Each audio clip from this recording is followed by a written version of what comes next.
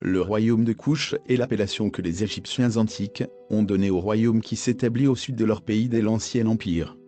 Ce royaume a eu une longévité peu commune, et trouve ses origines dans les cultures néolithiques qui se sont développées dans le couloir nilotique du Soudan actuel, et de la Nubie égyptienne. Le royaume qui a pour première capitale Kerma, devient assez puissant pour inquiéter son voisin du nord, l'Égypte de l'Ancien Empire qui organise déjà des expéditions vers le cœur de l'Afrique. Et de ce fait doit nécessairement passer par les terres contrôlées par les Kouchites, plus communément appelés Nubiens.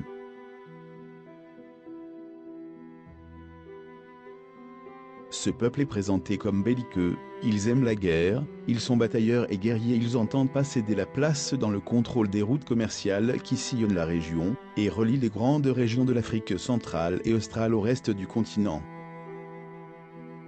On distingue 3 périodes pour ce royaume qui couvre 1000 ans ou plus. Période du 25e siècle au 21e siècle avant notre ère.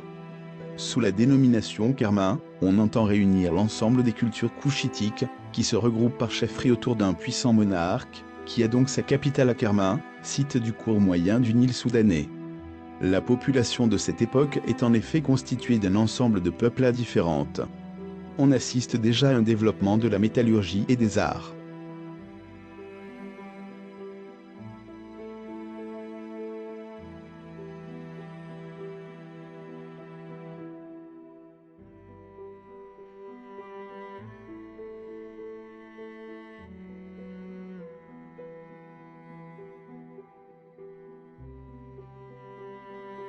Au nord de cette région, la Nubie demeure dominée par des peuplades, qui interdisent l'accès au sud, en contrôlant drastiquement le commerce, voire en pillant les convois depuis ou vers l'Égypte. À l'Ancien Empire, cette situation devient critique pour les Égyptiens, qui ont besoin de cet accès pour obtenir des biens précieux et rares en provenance de l'Afrique centrale. Avec le temps, les peuplades semblent avoir peu à peu pacifié les relations avec le voisin égyptien, allant jusqu'à fournir des mercenaires aux troupes des pharaons de la 6e dynastie. En retour, l'Égypte leur garantit une relative sécurité, aussi bien au niveau militaire qu'économique, notamment en palliant les périodes de famine par l'envoi de grains aux peuples de la région. En revanche, le lointain royaume de Kerma représente toujours un danger, pour les expéditions commerciales qui entrent alors sans doute en concurrence avec le jeune royaume à l'influence grandissante. On assiste en effet sur tout le long de la vallée à la sédentarisation progressive des peuples et à l'établissement de villages qui peu à peu deviennent de grosses bourgades. Kerma est alors déjà une cité étendue. Deuxième royaume de Kerma. Période du 21e siècle au 18e siècle avant notre ère. À dater de l'époque du Kerma moyen, on assiste au développement du royaume et de sa culture, notamment des pratiques funéraires. Les défunts sont toujours inhumés en position fétale, la tête à l'aile avec un riche mobilier funéraire, et on peut suivre à travers l'évolution de ces pratiques, et le développement des tumuli une hiérarchisation de plus en plus marquée de la société.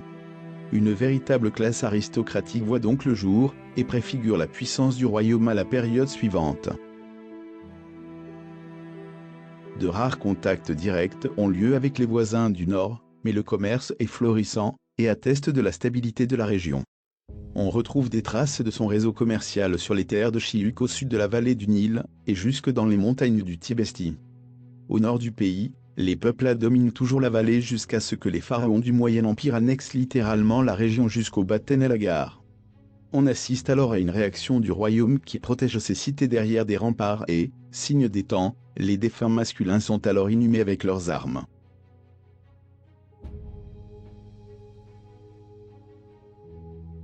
Troisième royaume de Kerma, période du XVIIIe siècle au XVIe siècle avant notre ère. Le royaume de Kouch, durant le Kerma classique, étend son territoire de la première cataracte, aux environs d'Assouan, jusqu'à la 4e cataracte à la suite de l'alliance des peuples nubiens, et du royaume de Kerma qui en devient alors la capitale. Les relations avec le voisin du nord sont au début pacifiques, et le commerce est florissant avec toute la vallée du Nil et l'Afrique centrale. La situation permet un bond de l'agriculture et de l'urbanisation de la région, grande construction dans la capitale et nécropole royale. Sur le plan culturel, on assiste à un maintien des coutumes et traditions locales, bien que certains éléments architecturaux ou décoratifs soient empruntés à la culture égyptienne qui reste assez présente au nord du royaume. Des relations diplomatiques prouvées entre Kerma et les dynasties Xo du delta du Nil attestent que les deux puissances ont cherché à passer alliance afin de contrer la montée en puissance d'une dynastie rivale située à Thèbes. L'un de ses souverains, Kamosé, reprend alors l'avantage sur le royaume de Kerma, repoussant sa frontière au sud d'Éléphantine. Son successeur Ahmosi Ier poursuit cette conquête des territoires du Soudan. Domination égyptienne période, du XVe siècle au XIIe siècle avant notre ère. Les pharaons égyptiens du Nouvel Empire étendent leur domination jusqu'à la 4e cataracte, Nubie égyptienne. Le royaume de Kerma est détruit par Ahmosi Ier ensuite, Amenhotep Ier contrôle les routes commerciales, ainsi que les mines d'or du désert oriental.